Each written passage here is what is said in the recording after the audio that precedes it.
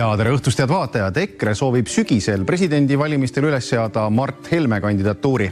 Mis sunnib üht poliitikut sellises mõõduvõtus osalema ja kellest tõenäoliselt saab president? Seda täna saates uurin. Head vaatajad, esimene stuudio alustab.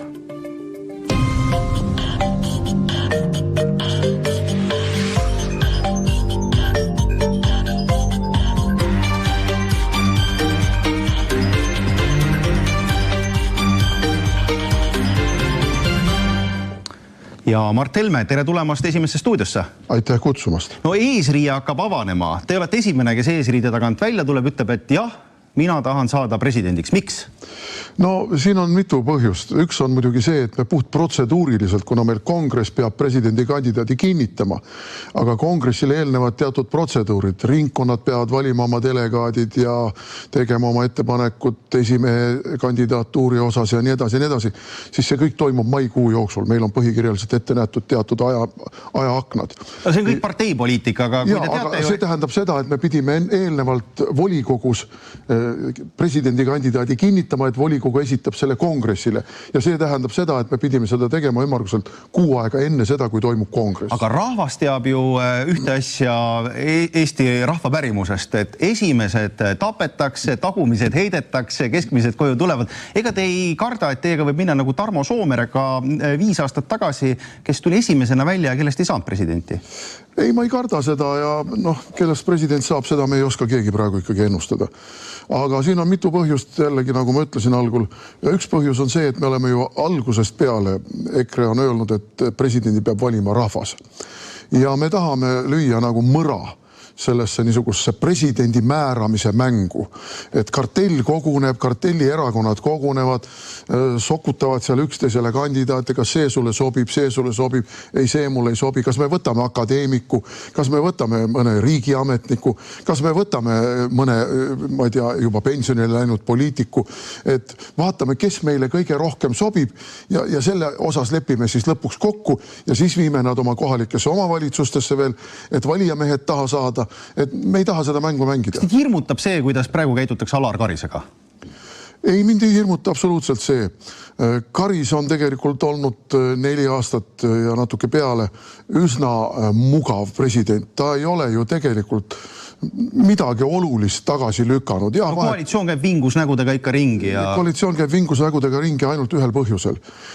Neil on eelkõige tõenäoliselt Reformierakonnal on mõttes oma kandidaat ja nad ei taha Karist, et Karis oleks seekord nende kandidaat ja seetõttu on vaja Karis mänguväljakult välja lükata. Kas te innustate Karist? Peaks ta praegu ütlema jah või ei, sest on küsitud ja ta pigem, ütleme, laveerib? No Karis tahab välja minna kindla peale. Kui Karis paneb üles või ütleb, et ma olen nõus esitama oma kandidatuuri, et minu kandidatuur esitatakse presidendi ametisse, siis ta tahab olla kindel, et ta ka need hääled taha saab. Aga seda kindlust praegu talle ei ole ja seetõttu ta praegu venitab ja ootab ja vaatab, kuidas need dominokivid kukuvad ja ma arvan, et need dominokivid kukuvad tema kahjuks. Aga miks teie teistsugune olete? Teie ei taha minna kindla peale välja, sest kui ma mõtlen, te olete 2016 kandideerinud ka presidendiks, seati üles minimaalse nõutud häälte arvuga 21 oli valijameeste kogus ja te saite 16 häält. 5 häält läks ülesseadjate poolt kaduma. Kas see negatiivne kogemus ei ole teid hakanud häirima?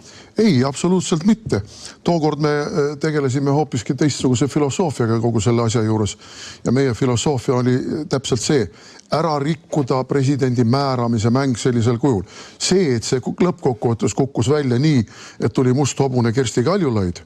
No teie seisukohast ju õudust unenägu. No me ei teadnud ju seda, kes meist praegu oskab öelda, kes presidendiks saab või kes kandidaatidena üldse üles seatakse. Aga seda ohtu ei ole. Selles mõttes tookord me ikkagi mängisime selle peale, et me ei soovi, et tuleb süvariigi poolt või ka kartelli poolt paika pandud presidendi kandidaat ja selle mängu me mängisime väga edukalt läbi. Aga kas te seda ei karda, et sel korral ajate ka pillilõhki ja Kersti Kaljulaid tuleb taas? Ei, absoluutselt ei karda. No Kersti Kaljulaid ei saa mingil juhul hääli kokku. No, see ei ole üldse mingit kahtlust. Siin ju mõjukad reformierakondsid kutsusid üles. No see oli üks mõjukas reformierakondlane, Eerik-Niiles Kross, ma ei ole küll näinud. Teine mõjukas reformierakondlane Valdo Randpere on vastupidi öelnud, et tema küll ei toeta. Nii et see kõik on selline kompimise mäng, kes võiks läbi minna. Miks te arvate, et sel korral Riigikogus ei suudeta presidenti ära valida? Noh, need on need vestlused, mida me seal ikkagi omavahel ka koridorides ja kohvikus ja mujal peame. Ja noh, näib küll niimoodi, et Riigikogus praegu sellist üksmeelt ei teki. Ja siin põhjus on ka selles, et meil on üks lagunev erakond, see on Eesti 200, mis on koalitsioonis, ja meil on Reformierakond, mis on samuti üsna närvilises olukorras ja kokkuvõttes opositsioon on nii ulatuslik, sisuliselt 3/4 noh, ütleme parteide lõikes, et opositsioon ilmtingimata tahab koalitsioonikandidaadi põhja lasta. No teist Riigikogus kandidaati vist ei saa. No väga kahtlane, jah, meil ei ole fraktsioonis nii palju neid hääli. 10 mandaati. Jah, noh, me võime arvestada ka veel mõne mandaadiga väljaspool fraktsiooni. Kalle Grünthal, see on 11. Aga on veel inimesi, kes on mulle silmapilgutanud ja öelnud, et sa võid minu allkirjaga arvestada. No aga neid ei ole üle 12, ei, üle 21 kokku ei saa, see on kindel, nii et see ongi see, miks me räägime sellest, et kui läheb valijameeste kogusse, siis valijameeste kogus on tõenäoline ja tõenäoliselt me saame need hääled kokku. No oleks tarvis saada siis seal kusagil 10 häält nii-öelda põllult. Ma saan aru, minu arvutus on õige. Ja, no kui me arvestame seda, et me oleme kuskil 25 omavalitsuses oleme praegu võimul. Ma vaatasin, te olete võimul enamasti sotside ja Reformierakonna, mõnes kohas ka Isamaaga, enamasti ikkagi selline väiksem partner. Valimised võitsite te sügisel ju ainult Räpinas, seal sattusite opositsiooni. Kuidas te seda ette kujutate, et näiteks Pärnus sotsid lubavad valijameheks määrata isiku? Pärnus ei ole sotsid võimul, Pärnus on valimisliit võimul. No te teate, et seal on ka sotside... Seal on segasumma suvila. Aga Pärnus tuleb valijamehi rohkem kui üks. Nii et ma arvan, seal on võimalik kokkuleppe saavutada ja valijamehi tuleb ka mujalt. Me ei spekuleeri praegu. Me teeme selle nimel tööd. Aga no Tapal Reformierakonnaga, Jõhvis, Põltsamaal Reformierakonnaga võimul. Kuidas te kujutate seda ette, et Reformierakond lubab minna valijamehel Mart Helme poliitika on kompromisside kunst ja poliitika on väga dünaamiline. No see kõik tegelikult viib ikkagi ühe küsimuseni, et kas teie kandideerimine pole osa EKRE Riigikogu valimiste kampaaniast? Kui presidendivalimised maksimumprogrammi osas, et ma saan presidendiks, ei õnnestu, siis ega ta mööda külgi maha ei jookse, see on ju päeva selge. Aga meil on suvel plaanis väga ulatuslik ja mitu kuud kestev kampaania, mis on seotud nii minu kandidatuuriga, aga on seotud ka sellega, et me tahame propageerida presidendi otsevalimisi. Ehk siis pikem plaan, te tutvustate Eesti rahvale EKRE-t, mida ju Eesti rahvas tegelikult tõenäoliselt teab. Ühed armastavad teid palavalt, teised ütlevad, et ei mingil juhul. No, aga täpselt sama võime öelda Reformierakonna kohta, võime öelda sotside kohta, kõikide kohta võib öelda. Ja ega siis need, kes on praegu populaarsed, no ei olnud väga palju aega tagasi, kui Keskerakonna toetus oli mingi 7-8%. Ei olnud väga palju aega tagasi, kui mitme aasta vältel Isamaa kõikus seal 5-6% peal. Nii et poliitika on dünaamiline ja poliitikas loevad teatud trendid ja teatud meeleolud ühiskonnas. Ja minul on selline tunne, et need meeleolud ühiskonnas on praegu muutumas ja muutumas meie kasuks. Aga mängime seda mängu täiega, ütleme, et meedia neelas konksu alla ja teid saab käsitleda sellise kandidaadina, et no järgmine president, kui ma siin kuulan Toompeal, öeldakse, et peaks olema välispoliitiliselt kogenud ja hea sisepoliitilise vaistuga. Olete nõus ja tõenäoliselt need inimesed, kes nii ei räägi, ei pea ju silmas seda, et teist võiks saada president? Jah, aga mul on need omadused olemas ja ma üldse julgen arvata, et ükskõik mis kandidaadid meil tulevad, nii mitmekesist, nii pikka ja nii laia diapasooniga elukogemust ja ka töökogemust nagu minul on väga vähestel. Aga teeme siis nii sise- kui välispoliitikas kiire ringi peale, et kas pärast Ukraina täiemahulise sõja algust oli Euroopal võimalus Venemaa rahuläbirääkimiste laua taha saada ja teha rahu? No rahuläbirääkimised toimusid, aga need rahuläbirääkimised jooksid liiva. Ma arvan, nad jooksid liiva mõlemalt poolt oma võimaluste ülehindamise tulemusena. Ukraina pool oli veendunud, et lääne toetus on sedavõrd massiivne, et nii finantsiliselt, relvastuslikult, strateegiliselt, no kõik tulejuhtimised, satelliitluured, et see annab neile niivõrd tugeva positsiooni, et Venemaal ei õnnestu vähemalt mitte kiirkorras Ukrainat purustada. Ja venelased vastupidi arvasid, et me oleme nii tugevad ja me oleme nii kordades suuremad, et hea küll, tekkisid esimeste lahingutega teatud tõrked, aga küll me pikapeale nad ära murrame. Ja ma arvan, et see mõlemapoolne niisugune iseenda võimaluste ülehindamine lasigi need asjad liiva joosta. Ehk siis toimivat rahu tegelikult ei oleks õnnestunud? Ma kahtlen selles väga. Aga kuidas Venemaaga suhelda, kui nüüd ühel hetkel ikkagi siis see olukord kokku pakitakse, et mis siis näiteks Eesti ja Euroopa Liit Venemaaga peaks tegema? No minu meelest on väga õigesti öelnud mitmed inimesed, vist Alexander Stubb on see, kes on öelnud, et kui Euroopa keeldub Venemaaga suhtlemast ja me räägime Putiniga suhtlemisest, sest Putin on eraldi teema. Venemaa on tegelikult sisenenud praegu perioodi, kus tegeletakse juba Putini järgse ajaga. Ma ei usu, et seni kuni sõda kestab, Venemaal teda maha laskma hakatakse või võimult maha tõmmatakse. See oleks Venemaale katastroofiliste tulemustega. Aga Putini järgse aja sisustamisega praegu juba tegeletakse ja kui sõda lõpeb, siis tuleb Putini järgne ajajärg. Missugune see on? Kes on riigijuhid? Seda me ei tea.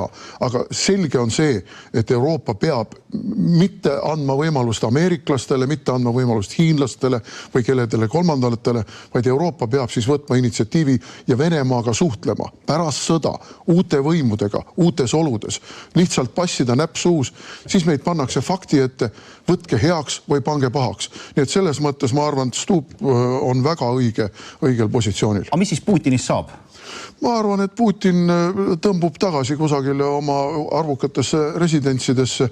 No me nägime juba Jeltsini tagasiastumise puhul, et ei tehta enam nii nagu keskajal, kus pea võeti maha ja löödi teibasse, vaid antakse mingisugused sellised julgeoleku või turvalisuse garantiid, saad oma pensioni, sul on pangaarved seal nagunii kokku varastatud juba aastakümnete jooksul ja mine, sul on villad, ma ei tea, mis maailma paikades, mine ela rahulikult seal, pea armukesi, joo viina ja söö kaaviaveri ja tunne elust rõõmu. Milline teie ettekujutuses on Ukraina-Venemaa sõja lõpp?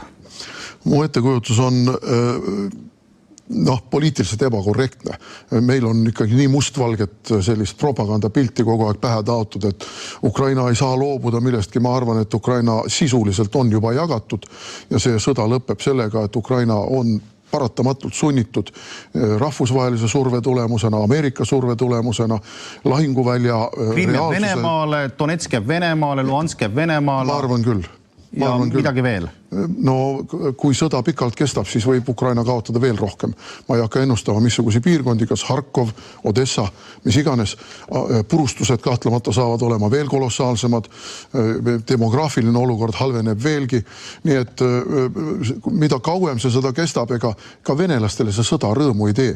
Ja see, et oli hiljaaegu Putini ja Trumpi telefonikõne Putini initsiatiivil, see räägib sellest, et venelased tegelikult otsivad välja pääsu. Ja mida venelased vajavad? Venelased vajavad Ameerika investeeringuid ja ameeriklased tahavad teha neid investeeringuid. Nii et siin on võimaluste aken praegu selle rahu saavutamiseks.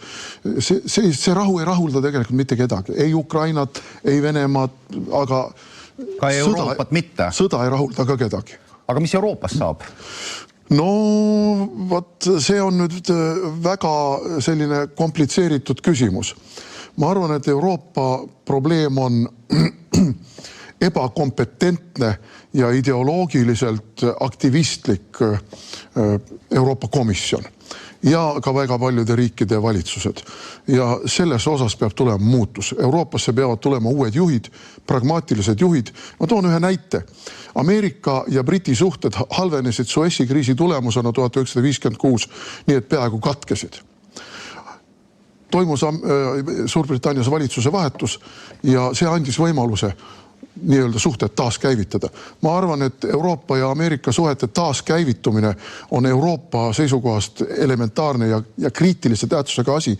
Ja ma arvan, et Euroopa Komisjoni vahetumine ja teatud ideoloogilised muudatused Euroopa, ütleme siis sellises ideoloogilises suunitluses annavad selle taaskäivituse võimaluse ja ma arvan, et sellisel juhul Euroopal hakkab minema palju paremini kui praegu. Samas jällegi vaadates Eesti rahva toetust Euroopa Liidule, vaadates Eesti rahva toetust NATO-le, need on märkimisväärselt kõrged, aga milline NATO on ilma USA-ta? Ega siis USA ei ole ju kordagi öelnud, et nad jätavad Euroopa ilma oma tuumavihmavarjuta. Mitte kordagi ei ole seda öeldud. Vastupidi, Hexet on öelnud, et Euroopa võib endiselt arvestada USA tuumavihmavarjuga. Ja see ongi see, mida Euroopa praegu vajab, sest Euroopa oma tuumajõud Prantsusmaal, Inglismaal, need ei ole piisavad. Need võimekused on väga piiratud. Ja Euroopa tasapisi Ameerika sellesama tuumavihmavarju all ehitab üles oma militaarse võimekuse, see võtab kuskil 10-15 aastat ja sellisel juhul see NATO formeerub ümber uut tüüpi ja uute raskuskeskmetega kaitseorganisatsiooniks ja ma ei näe siin mingit tragöödiat. On see parem NATO kui praegune NATO? Ta on teistsugune NATO, ajakohastatud NATO, ütleme nii. Kas me oleme Ukrainale liiga palju abi andnud ja ma meie all pean silmas nii Eestit kui ka Euroopat? No Eesti puhul ma ütlen küll, et oleme jah. Me oleme oma inimestele teinud liiga selle abi andmisega. Me oleme oma kaitsevõimele teinud liiga. Ja seda kõike oleks pidanud tegema natukene mõõdukamalt ja ikkagi mõtlema selle peale, et oma särk on ihule ligemal. Oleks pidanud ka sotsiaalkulusid tõstma selle asemel, et Ukrainat aidata? No me oleks pidanud ikkagi mõtlema selle peale, et kui me nüüd oleme siin ka rinderiik, siis mingi osa sellest rahast oleks tulnud ilmselt suunata juba varem kaitsekulutustesse ja meie militaarinfrastruktuuri väljaarendamisse. Selle asemel me oleme nagu lohiseme sabas. Kuidas vähendada sõjahirmu? No võt, sõjahirmu tuleb vähendada sellega, et me ei lase oma õhuruumi tungida võõrastel droonidel. Mis nendega teha siis? No tuleb alla lasta ja näidata, et meil on see võimekus. Aga öeldakse, et siis see võib välja lastud kineetiline laeng võib tabada Venemaad ja siis algab sõda. No ei alga sõda. Kui me oma territooriumil alla laseme, siis ei alga sõda. Vastupidi, venelased on ju meid korduvalt ähvardanud, et kui niisugused asjad jätkuvad, siis me hakkame teie territooriumil ise neid alla laskma. Et kas nad seda tegema hakkavad, see on ka tihtipeale venelased ju blufivad lihtsalt, aga siin alternatiiv on ikkagi see suveräänne riik kaitseb oma õhuruumi ja ei luba seda kuritarvitada. Ma olen korduvalt toonud näite Šveits teise maailmasõja ajal. Sakslased hakkasid üle Šveitsi lendama, et Prantsusmaad pommitada. Šveitslased ütlesid, ärge tehke, me laseme te lennukid alla. Sakslased tegid, šveitslased avasid, Saksa lennukid ei pita tule. Sakslased lõpetasid. No ma täna hommikul kuulasin Vikerraadios Jüri Nikolaevi Venemaa ülevaadet ja ta ütles, et venelased räägivad täpselt sama juttu, et tuleb hakata neid Eesti kohal lendavaid droone või piiri lähedal lendavaid droone ka tõrjuma ja niimoodi, et need raketid võivad tabada ka Eestit. Aga muuseas, kas te peate tõenäosuseks, et Eesti suudab ise oma kaitsmisega toime tulla? No hetkel kindlasti mitte. Ükskõik, mida räägib Andrus Merilo, ta peabki seda rääkima loomulikult, aga tegelikult me hetkel ei suuda. Meil ei ole lihtsalt, meil on terve rida võimekusi on sedavõrd puudulikud. Ja kui me nüüd arvestame sellega, et me saame teatud võimekuste kompensatsiooni NATO liitlasriikidelt, siis ka nendel on need võimekused tihtipeale puudulikud, kui me räägime satelliitluurest, tulejuhtimisest, raketivõimekusest, millest veel, siis hetkel ei suuda. Ja selles mõttes ma väga tervitan seda Euroopa kaitsetööstuse rajamist ja Euroopa oma militaarvõimekuse kiiret tõstmist, sest et see on heidutus. No Hormuzi väin on kord kinni, kord lahti. Kuidas see avada? On see Euroopa mure, nagu ütleb Trump?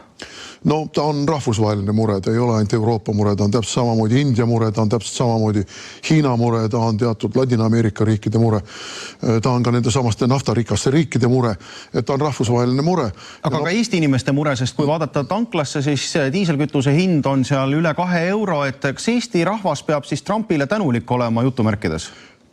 Jaa, selles mõttes, et Trump hävitab praegu OPEC-i naftakartelli sellisel kujul ja see tähendab seda, et OPEC ei saa dikteerida tulevikus ja see Iraani sõda lõpeb nagunii ja lõpeb loomulikult Iraani lüüa saamisega ja tõenäoliselt varem või hiljem ka Iraani režiimi vahetusega ja see tähendab seda, et nafta hakkab palju vabamalt voolama ja mingil hetkel need hinnad tulevad alla. No praegu igal juhul Eesti inimese vaatest teie valija, ma olen aru saanud, on näiteks maapiirkondades, et et ütleme valitsus automaksuga võttis nagu suure osa inimeste taskutest raha ära ja nüüd Trump selle oma sõjaga võtab seal viimasegi ehk ega te selle Trumpi lembusega ei tõuka valijat EKRE-st eemale? No jah, inimesed peavad küpsema. Ma ütleksin selle kohta niimoodi, et enamik asju, mida ma olen öelnud siin varem ja mida on kritiseeritud, on ikkagi teatud aja möödudes tõeks osutunud. Nii et ma ennustan ka seda, et ärge nüüd laske ennast nendest kütusehindadest marru ajada päriselt, aga siin on ka riigil oma võimalus. Miks me ei langeta aktsiise? Miks me ei paiska turule rohkem reserve?